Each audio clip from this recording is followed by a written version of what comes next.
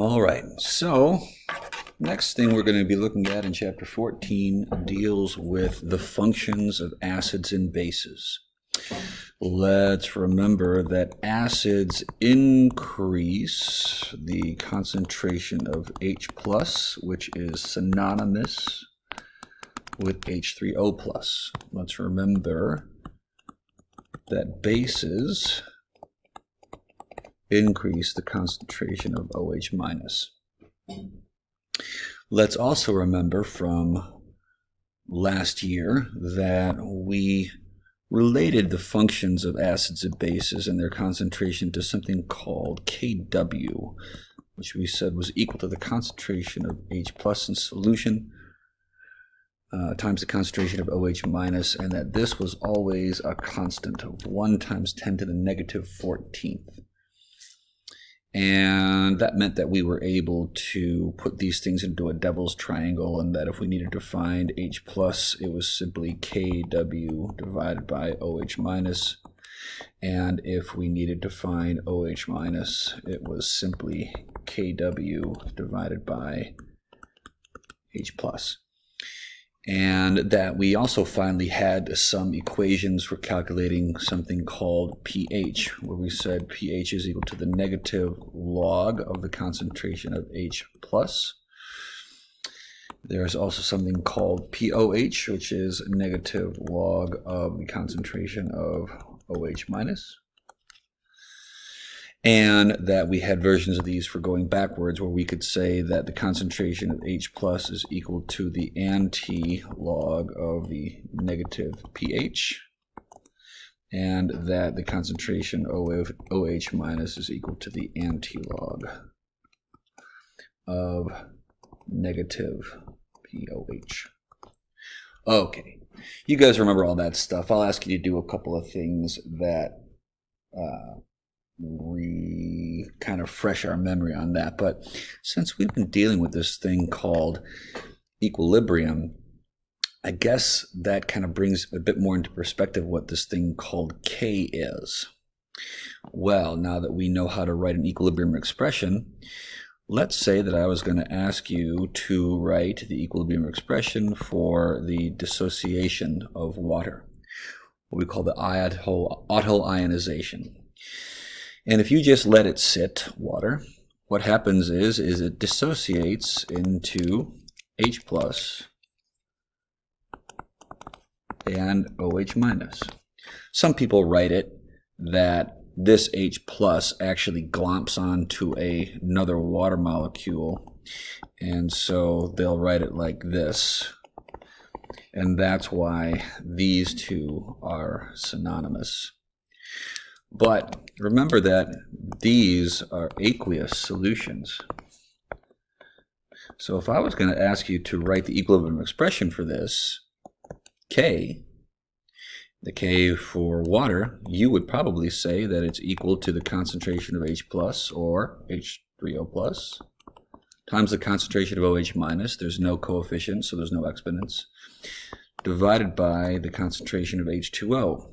But this is a liquid, and that means that we don't put it in the equilibrium expression. So Kw is simply equal to H+ times OH-. And that in normal solution, this is always 1 × 10⁻14th, so you can easily find one of these if you know the other.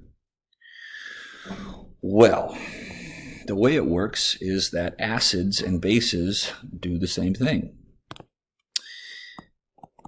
Acids increase H+ by dissociating. We know that there are acids like hydrochloric acid, and that when we put them into solution, they dissociate into H+ and Cl-. You could say that this H+ glomps onto a water molecule because this is always aqueous, and that makes H3O+, and they're synonymous. This is a strong acid, and so when it does this, it dissociates completely. Because it dissociates completely, It's all products and there's no reactants. So there's no need to write this arrow going back and forth. And because it dissociates completely, if we were to try to calculate the equilibrium position of this acid, what we're going to call Ka, the ratio of products to reactants, the reactants is 0. And what do you get if you try to divide something by 0, right? And so this actually approaches infinity. So we just simply say that Ka is infinite, and that means very high, and that means that this is a strong acid. Weak acids don't do that. A weak acid is something like our old buddy acetic acid, or hydrofluoric acid, let's say. Hydrofluoric acid, which in aqueous solutions dissociates into H plus and F minus, but it's a weak acid, which means it doesn't dissociate completely. In fact, we could say that it really doesn't dissociate very much at all. In fact, it's got a Ka that's pretty small, something on the order of, I can't remember what the Ka is for hydrofluoric acid, so I'm going to look it up really fast. I'll be right back.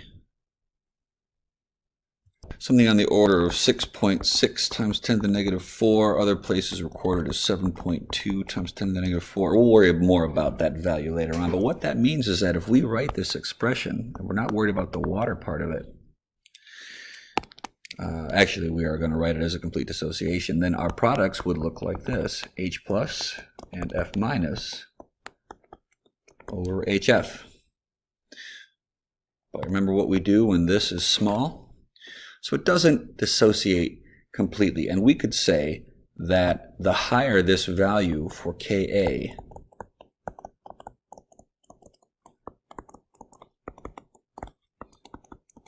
the stronger the acid. We could say the same thing for bases. Here's an example of a weak base. This is something called NH3, which is ammonia. And when we put it in solution, it takes an H plus off of a water molecule and makes NH4 and leaves the water molecule missing the H plus. And so we could say that this has a Kb, which is going to be equal to the concentration of NH4 plus times the concentration of OH minus over NH3. And if this were a weak base, this number would be something small, like 1.8 times 10 to the negative fifth. So this is what's called a dissociation equilibrium expression.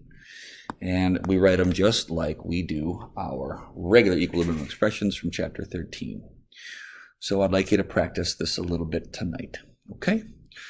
Best of luck. See you guys all later.